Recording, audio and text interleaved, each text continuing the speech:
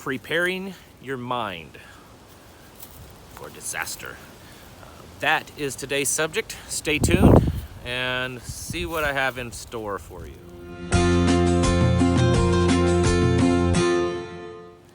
Hey folks, welcome to Set Apart Homestead, the prepared homestead. This is Travis.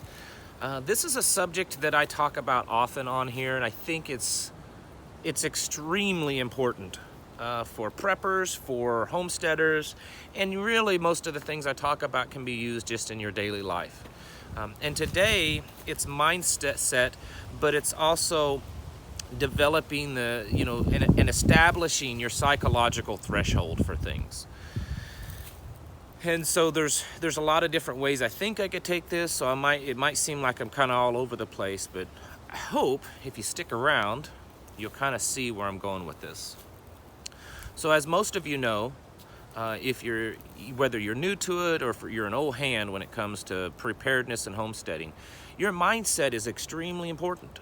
You can have all the equipment in the world, you can have amazing preps, you can have this beautiful rustic, place out in the woods in your nice little cabin, but if you don't have a strong mind to get you through trouble, bad times, to a strong mind to know how to go out and to plant your food and to harvest your food and to chop the wood and all that, you're going to fail. Mindset is critical. It's not just critical in this lifestyle, it's critical in life, period. Having a strong mind and to developing that strong psyche to learn to overcome things and to also know when to make certain decision paths in your life. And so today, along those lines, I want to talk about developing your threshold, or at least acknowledging where your threshold is. And so to give some examples of kind of what I'm talking about, think about someone that is in a domestic violence situation. And let's just say it's a husband and wife, and the woman, she's being abused.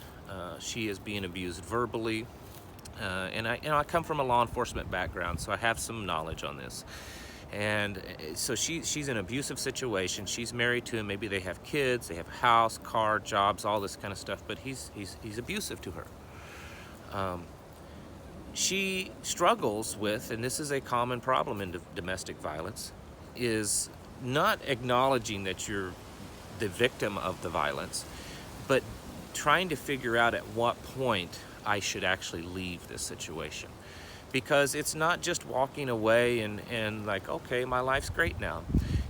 She may have to walk away and leave everything, her home, her marriage, may even have to leave her children possibly, leave her things, every kind of safety and security in her life. It's possible that she may have to walk away from that. It's almost like people that are involved in cults. They get to a point and they realize, oh wow, I'm deep into this and I don't know how to get out. And if they stay, they might still have that security and comfort in their life to a certain extent, but they know that it's toxic for them. They know that in the end it's tearing them down and it's toxic.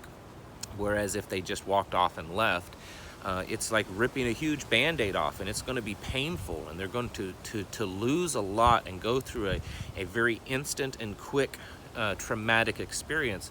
But long term, they can heal from that, and long term they can go on to improve their life. Now those might be extreme situations, but there's certainly some aspects to them that we can compare to our daily lives and even prepping and homesteading. One of the big things that's talked about in prepping is bugging out. And if you follow my channel at all, you'll know that I'm not a big fan of bugging out because bugging out is very dangerous. And so looking at it in terms of, something big happens, is bugging out, a smart thing to do. And in most cases, I would argue that it's probably not a smart thing to do, and it's certainly not the first thing you should do. There are incidences though that bugging out is going to be the thing to do to keep you safe, and it may end up later on turning out that bugging out is the thing to do. The point is is that you have to establish ahead of time in your prepping plans and your preparations for what you can do. Just like that you have preparations of storing food, of storing equipment, of learning skills and stuff. You have to develop psychological and mental preparations of where is my threshold. At what point do we say this and this is happening, and we have to cut our losses here and leave. That we have to cut our losses and walk away from this house or this apartment because it is becoming too dangerous for us to be there. Even though that home may provide safety and security to a certain extent, you've realized the dangers of staying there outweigh the safety and security of being there. And so in that sense, that's what you have to do when it comes to bugging out. A lot of people just think bugging out is like, oh, SHTF's happened, the apocalypse, let's grab our gear and walk out the door into the woods.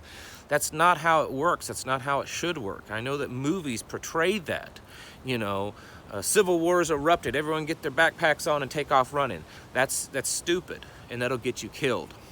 You have to ahead of time establish certain thresholds that we can tolerate this staying here and we can tolerate this, but once it reaches this certain level, it's no longer safe enough for us to stay in this location, and we have to move on to a different location.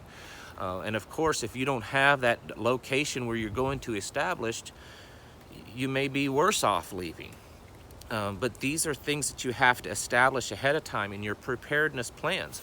And really, it works a lot the same way with homesteading. And it may not be always that dramatic of, walking off and leaving your home, or walking away and leaving your husband or your wife.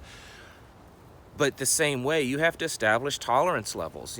Homestead, and I've done this too. You get certain farm animals, and you get them to produce milk or meat or eggs or whatever it is, wool, whatever the animal that you're getting, and you get them with the intent of them, being a productive part of your homestead. And as time goes on, maybe that cow doesn't really produce much milk. Maybe it doesn't produce good quality milk.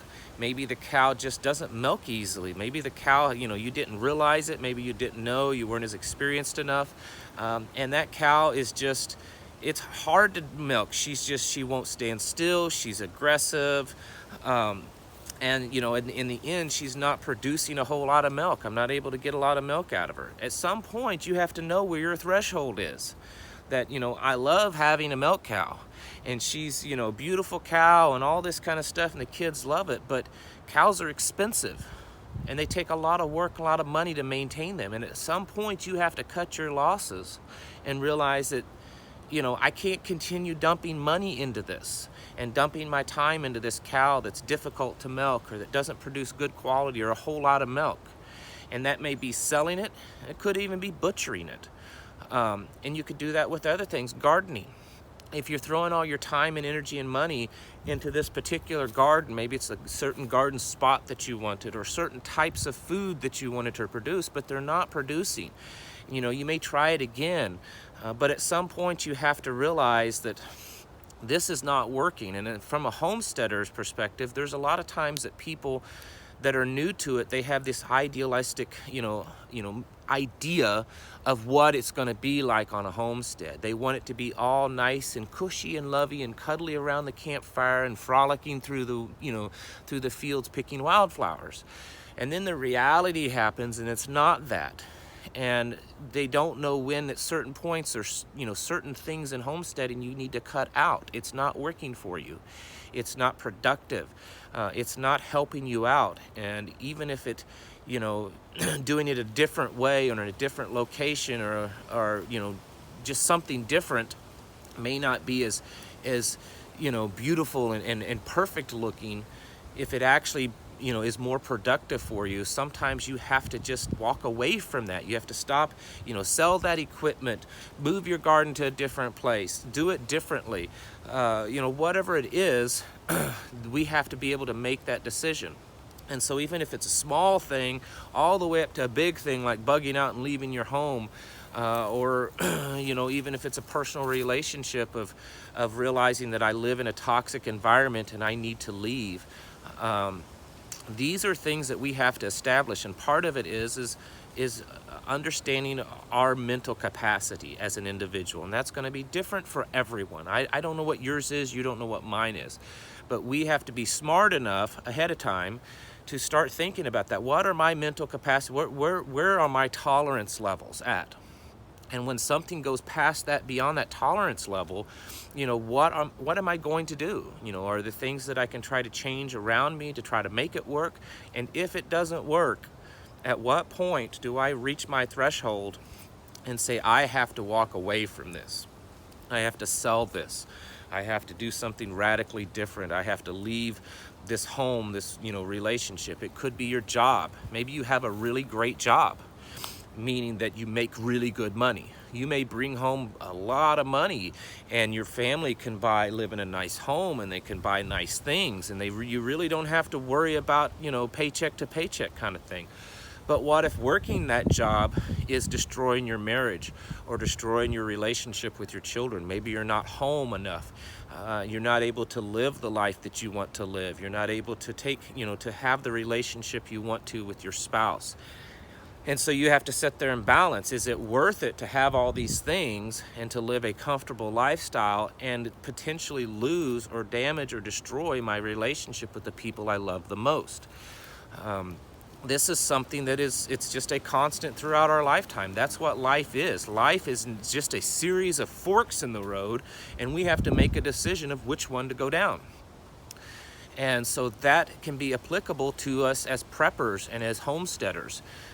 We have to constantly be aware of these decisions that we come to in life and where our tolerance levels are. And it's really good, to do these things ahead of time. That's part of what prepping is. It's preparing ourselves for the future, for our lives, and trying to create a better and safer future for our families. That's really at the core of what preparedness is. So as you're developing your bug out plan or your bug in plan or your, preparedness food list and doing your training and creating muscle memory and advancing your skills, you also need to be working on your mental capacity, your mental skills, and developing your thresholds along the way, and knowing that, if the apocalypse happens, or even if it's just some type of natural disaster or a regional disaster, that these are our tolerance levels. These are the things established ahead of time. These are the things that would cause us to leave our home. Maybe you live in a volcanic area or in a fault line and a huge, earthquake happens or a volcano happens, but explodes, or maybe you live on a coast where there's prone for hurricanes, and there's one coming right at your home.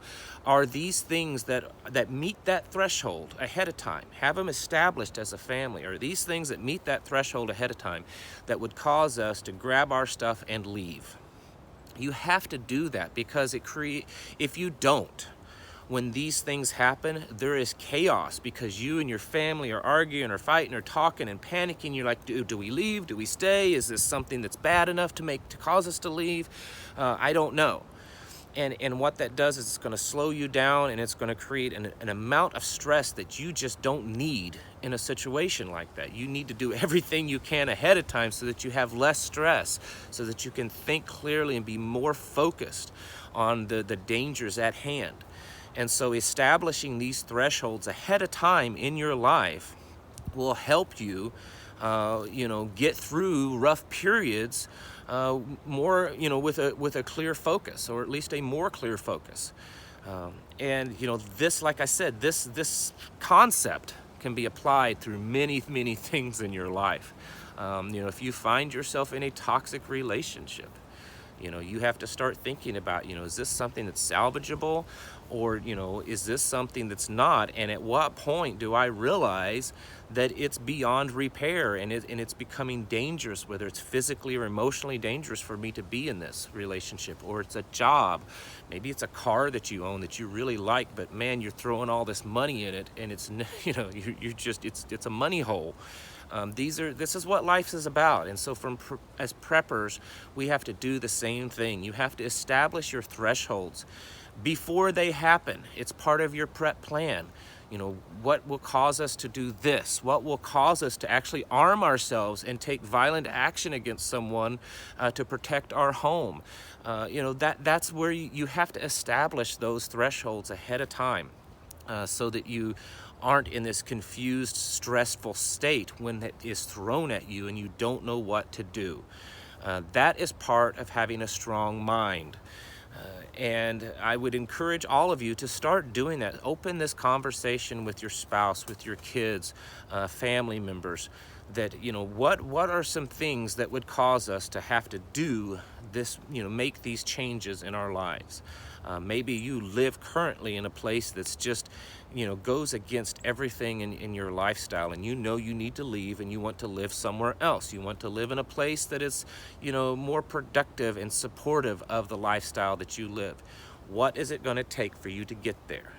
And where are those thresholds where you say, okay, we've crossed that line, and I just cannot continue to live here. We need to live somewhere else.